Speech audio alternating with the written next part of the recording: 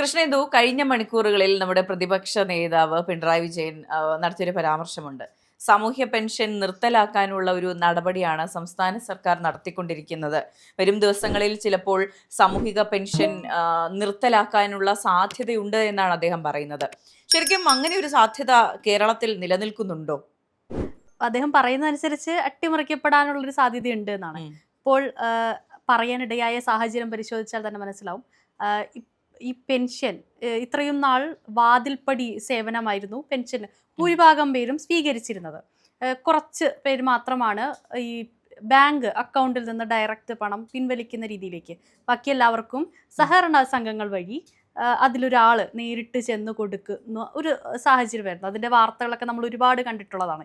നേരിട്ട് കൊണ്ടേ കൊടുക്കുമ്പോഴുള്ള അമ്മമാരുടെയൊക്കെ സന്തോഷമൊക്കെ നമ്മൾ കണ്ടിട്ടുള്ളതാണ്. ആ രീതിയിലായിരുന്നു ഇത്രയും നാളും പോയിക്കൊണ്ടിരുന്നത്. അതിൽ ഏറ്റവും കൂടുതൽ ഈ പറയുന്ന കിടപ്പ് രോഗികളുണ്ട്, പ്രായമായ മനുഷ്യരുണ്ട്. ഇത്രയും പ്രായമായ മനുഷ്യർ പുറത്തോട്ട് പോകാൻ പറ്റാത്ത സാഹചര്യമുള്ള മനുഷ്യരൊക്കെ ഉണ്ട്. അപ്പോൾ ഇവർ ഒരു അടിസ്ഥാന വർഗമാണ്.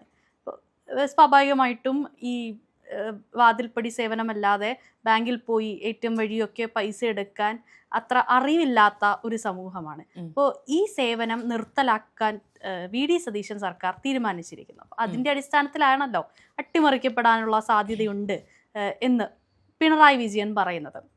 നോക്കൂ, എത്ര മനുഷ്യരാണ് ഈ പറയുന്ന വാതിൽപ്പടി സേവനത്തിലൂടെ പെൻഷൻ വാങ്ങിച്ചു പോയിക്കൊണ്ടിരിക്കുന്നത്. ഇതിനെ ഒരു പൊളിറ്റിക്കലായി നമുക്ക് കണക്കാക്കാൻ പറ്റും എന്നുള്ളതാണ്. അതായത് നിലവിൽ കേരളത്തിലുള്ള ഭൂരിപക്ഷം സഹകരണ സംഘങ്ങളും ഭരിക്കുന്നതാരാണ്? LDF ആണ്. ഇടത് തന്നെയാണ്. LDF കൂട്ടായ്മ തന്നെയാണ്. അപ്പോൾ ആ നിലയ്ക്ക് ഒരു പൊളിറ്റിക്കലായിട്ട് കൂടെ ഞാനിതിനെ കാണുന്നുണ്ട്. ഇപ്പോൾ ഞാൻ റഹീമിന്റെ ഒരു ഫേസ്ബുക്ക് പോസ്റ്റ് ഇങ്ങനെ വായിക്കുകയായിരുന്നു. അതിൽ അദ്ദേഹം പറയുന്നത് ഈ സെന്റൻസ് ആണ്: വിറയാർന്ന കൈകളിൽ വിടർത്തിപ്പിടിച്ച പെൻഷൻ കാശും ഉള്ളു നിറയ്ക്കുന്ന അമ്മച്ചിരികളും ഇനി വാർത്തകളിലെ വസന്തമാകില്ല എന്ന് പറയുകയാണ്. അപ്പോൾ എനിക്ക് ബേസിക്കലി ഇതെൻ്റെ പേഴ്സണൽ ഒപ്പീനിയനാണ്. നമ്മൾ ഒരാൾക്കൊരു ഒരു സാധനം കൊടുക്കുന്നു, അല്ലെങ്കിൽ അവരുടെ അവകാശം നമ്മൾ കൊടുക്കുന്നു, അതിനെ ഈ റൊമാൻറ്റിസൈസ് ചെയ്യുന്നതിനോട് എനിക്ക് ഒരു വിധത്തിലും താല്പര്യമുള്ളൊരു വ്യക്തിയല്ല ഞാൻ. ഇപ്പോൾ മുൻ യു ഡി എഫ് സർക്കാരിൻ്റെ കാലത്ത് ഉമ്മൻചാണ്ടിയുടെ ഈ പറഞ്ഞ ജനസമ്പർക്ക പരിപാടി നടത്തുമായിരുന്നു. അന്ന് ഈ പറഞ്ഞ വിറയാർന്ന കൈകളാൽ നടന്നു വന്ന, അല്ലെങ്കിൽ വടി ഉന്നിപ്പിടിച്ച് വന്ന അമ്മമാർക്ക് ആശ്വാസമേകി ഉമ്മൻചാണ്ടി എന്ന് പറയുന്നതിലും തെറ്റുണ്ടോ എന്ന് വിശ്വസിക്കുന്ന ഒരാളാണ് ഞാൻ. ഇതിനെ ഒന്നും റൊമാൻറ്റിസൈസ് ചെയ്യേണ്ട കാര്യമില്ല. ഇത് അവരുടെ അവകാശമാണ്. അവർക്ക് ഏത് വിധേനയാണ് എത്തുന്നത് എന്നുള്ള കാര്യം മാത്രം അന്വേഷിക്കുക. ഈ പറഞ്ഞ പടിവാതിൽക്കൽ എത്തിച്ചു കൊടുക്കുന്ന പദ്ധതി വളരെ നല്ലൊരു പദ്ധതിയാണ്. പക്ഷേ ഇത് എന്തുകൊണ്ട് നിർത്തി എന്നുള്ള കാര്യം നമ്മൾ കൃത്യമായി പരിശോധിക്കേണ്ടിയിരിക്കുന്നു. ഈ സഹകരണ സംഘങ്ങൾ വഴി വ്യക്തികൾ വീടുകളിൽ ഈ പണം എത്തിച്ചു കൊടുക്കുമ്പോൾ പലരും വീട്ടിലുണ്ടാകില്ല. ഒരു ദിവസം എല്ലാ വീടുകളിലേക്കും എത്തണമെന്നില്ല. ഈ ബാക്കി വരുന്ന തുക കൃത്യമായിട്ട് തിരിച്ച് ഫണ്ടിലേക്ക് വരുന്നില്ല, അക്കൗണ്ടിലേക്ക് വരുന്നില്ല എന്നുള്ളൊരു വലിയ പ്രശ്നം അവിടെ കിടക്കുന്നുണ്ട്. അപ്പോൾ ഈ പണം അത്രയും ദിവസം എവിടെ റോൾ ചെയ്ത് പോകുന്നു, തിരിച്ച് എന്തുകൊണ്ട് വരുന്നില്ല എന്നുള്ളൊരു ചോദ്യം അവിടെ ഉണ്ടായിരുന്നു.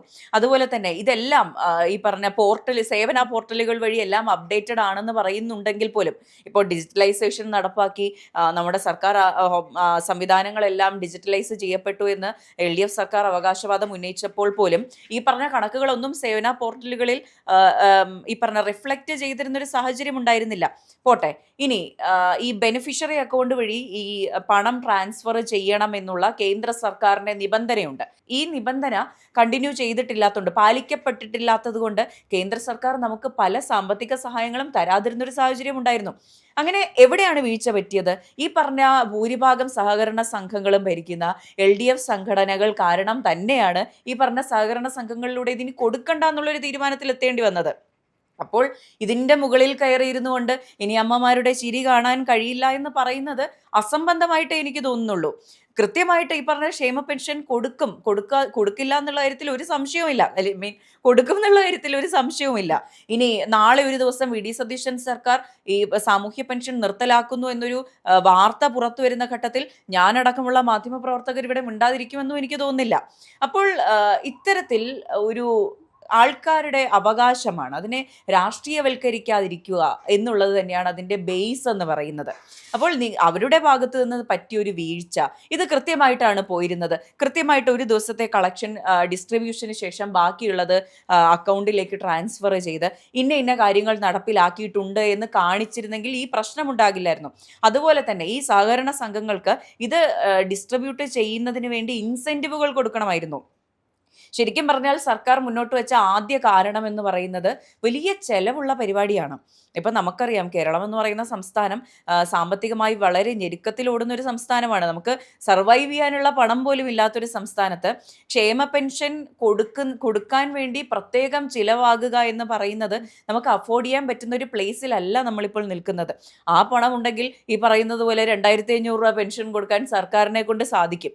അപ്പോൾ ഈ പറഞ്ഞ പ്രാക്ടിക്കലി ചിന്തിക്കുമ്പോൾ ഇത് തന്നെയാണ് നല്ലത് എന്നാണ് ഞാൻ വിശ്വസിക്കുന്നത്. പക്ഷെ നമ്മളെല്ലാവരും ചിന്തിക്കുന്നത് പോലെ നോർമൽ സർക്കംസ്റ്റൻസസിൽ ചിന്തിക്കുകയാണെങ്കിൽ ഇതിന് കുറേ ഡ്രോബാക്സ് ഉണ്ട്. ഈ പറഞ്ഞതുപോലെ കൃഷ്ണേന്ദു ആദ്യം സൂചിപ്പിച്ച കാര്യം, എല്ലാവർക്കും ATM-ൽ പോയി പൈസ എടുക്കാൻ സാഹചര്യം ഉണ്ടാകില്ല. അതങ്ങനെ തന്നെയാണ്. നമ്മൾ ഈ റീലിലൊക്കെ തമാശയ്ക്ക് കാണും, പെൻഷൻ പൈസ എടുത്തിട്ട് വാ മോനെ എന്ന് പറഞ്ഞ് ATM കാർഡ് കൊടുത്ത് കൊച്ചുമോനെ വിടുന്നു. മോനെ പിന്നെ 2 ആഴ്ചത്തേക്ക് കാണില്ല. ആ പണം ചിലപ്പോൾ അമ്മയുടെ കയ്യിലോ മുത്തശ്ശിയുടെ കയ്യിലോ കിട്ടണമെന്നില്ല.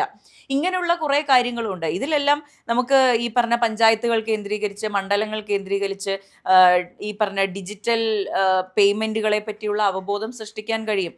ഇപ്പോൾ എൻ്റെ വീട്ടിലൊക്കെ ആണെങ്കിൽ ഒരു 2 വർഷം മുൻപ് എൻ്റെ അപ്പച്ചനോ അമ്മച്ചിക്കോ ATM കാർഡ് ഉപയോഗിക്കാൻ അറിയില്ലായിരുന്നു. എങ്ങനെയാണ് ചെയ്യുന്നതെന്ന് അറിയില്ല. എൻ്റെ കയ്യിലോ അമ്മയുടെ കയ്യിലോ കൊടുത്തിട്ടാണ് ഇത് ചെയ്തുകൊണ്ടിരുന്നത്. പക്ഷെ അവർക്ക് കൃത്യമായിട്ട് ബോധവൽക്കരണം എവിടെ നിന്ന് കിട്ടി എന്ന് എനിക്കറിയില്ല. ഞാനല്ല എന്തായാലും പഠിപ്പിച്ചു കൊടുത്തത്. പക്ഷേ ഒന്നാലോചിച്ച് നോക്കൂ, 2 വർഷങ്ങൾക്ക് ശേഷം അവരുടെ പ്രായം 2 വർഷം കൂടിയിട്ടുണ്ട്. പക്ഷേ ആ 2 വർഷം കൂടിയതിന് ശേഷവും അവർക്കിപ്പോൾ ATM-ൽ പോയി പൈസ എടുക്കാനുള്ള സാഹചര്യമുണ്ട്. അപ്പോൾ ആ സാഹചര്യം ഉണ്ടാക്കി കൊടുക്കുക എന്നുള്ളതാണ്. ഇപ്പോഴും കിടപ്പ് രോഗികൾക്ക് വീട്ടിലെത്തിച്ചു കൊടുക്കാമെന്ന് പറഞ്ഞിട്ടുണ്ടല്ലോ. അങ്ങനെയാണെങ്കിൽ ഈ പറയുന്ന സംവിധാനങ്ങളെ, ഈ പറയുന്ന സഹകരണ സംഘങ്ങളെ ഒന്നുകൂടെ നോക്കിക്കണ്ട് ഒന്ന് വീക്ഷിച്ചാൽ, സർവൈലൻസ് ചെയ്തു കഴിഞ്ഞാൽ ഈ താഴേക്കിടയിലേക്കുള്ള ഇത് കുറയ്ക്കാൻ പറ്റുമല്ലോ. തീർച്ചയായിട്ടും പറ്റും. കാരണം ഇത് ട്രാൻസ്പെറൻ്റ് ആയിട്ടാണ് ഈ സിസ്റ്റം വർക്ക് ചെയ്യുന്നത് എന്നുണ്ടെങ്കിൽ, ഇപ്പോൾ AH റഹീമിനെ പോലുള്ള നമ്മുടെ നേതാക്കൾ പറയുന്നത് പോലെ ആ ചിരി നിങ്ങൾക്ക് കാണണമെന്നുള്ള ആത്മാർത്ഥമായിട്ടുള്ള ആഗ്രഹം ഉണ്ടായിരുന്നുവെങ്കിൽ ഇൻ ദ ഫസ്റ്റ് പ്ലേസ് ഈ പറഞ്ഞ കൊണ്ടുപോയി കൊടുക്കുന്ന പ്രവർത്തകരെ കൊണ്ടും ഈ പറഞ്ഞ ഉദ്യോഗസ്ഥരെ കൊണ്ടും അത് ട്രാൻസ്പെറൻ്റ് ആയിട്ട് വർക്ക് ചെയ്യിപ്പിക്കണമായിരുന്നു. അപ്പോൾ ഇനിയും അത് പോസിബിൾ ആണ്. ഇനി നാളെ ഒരു ദിവസം വീണ്ടും സഹകരണ സംഘങ്ങൾ വഴി ഇത് പോസിബിൾ ആക്കാൻ കഴിയുകയാണെങ്കിൽ ഇത് ട്രാൻസ്പെറൻ്റ് ആയിട്ട് പോട്ടെ, എന്നാൽ നല്ല കാര്യമാണ്. കാരണം അവർക്ക് ഈ പറഞ്ഞതുപോലെ ATM-ൽ പോയി പൈസ എടുക്കാനുള്ള ബുദ്ധിമുട്ട് കുറയ്ക്കാം. എല്ലാവർക്കും ഈ പറഞ്ഞ ഡിജിറ്റൽ പേയ്മെൻറ്റ് പഠിക്കാൻ പറ്റണമെന്നില്ല. അവർക്കുള്ള സഹായം ഉറപ്പാക്കാം. ഇതെല്ലാം ചെയ്യാവുന്നതാണ്. പക്ഷേ ഇൻ ദ ഫസ്റ്റ് പ്ലേസ് ഇത് ട്രാൻസ്പെറൻ്റ് ആയിരിക്കണം. അത് UDF ഭരിക്കുന്ന സഹകരണ സംഘങ്ങളാണെങ്കിലും LDF-ൻ്റെ ആണെങ്കിലും ആര് തന്നെ ചെയ്താലും ഇതിൽ നിന്ന് കൈയിട്ട് വരാതിരിക്കുക. ബേസിക്കലി നമുക്കറിയാമല്ലോ, ഒരു ഈ പറഞ്ഞ പോലെ ഡിസ്ട്രിബ്യൂഷൻ്റെ പേരിൽ എല്ലാവർക്കും കൊടുക്കാനാണ് എന്നുള്ള പേരിൽ അന്നത്തെ യാത്രാഭത്ത ഇത് എന്ന് പറഞ്ഞ് ഇൻസെൻറ്റീവ് ഇത്രയും വിതരണം ചെയ്യുന്നത് കൊണ്ട് സഹകരണ സംഘങ്ങൾക്ക് കൂടുതൽ പണം ലഭിക്കുക. ഈ പറഞ്ഞ ചൂഷണങ്ങളെല്ലാം നിർത്തിയാൽ തന്നെ ഞാൻ നേരത്തെ സൂചിപ്പിച്ചതുപോലെ 2000 എന്നുള്ള പെൻഷൻ 2500, 3000, 4000 ഒക്കെ ആക്കാൻ സാധിക്കും. അതാണ് ബേസിക്കലി ഇവിടെ വേണ്ടത്.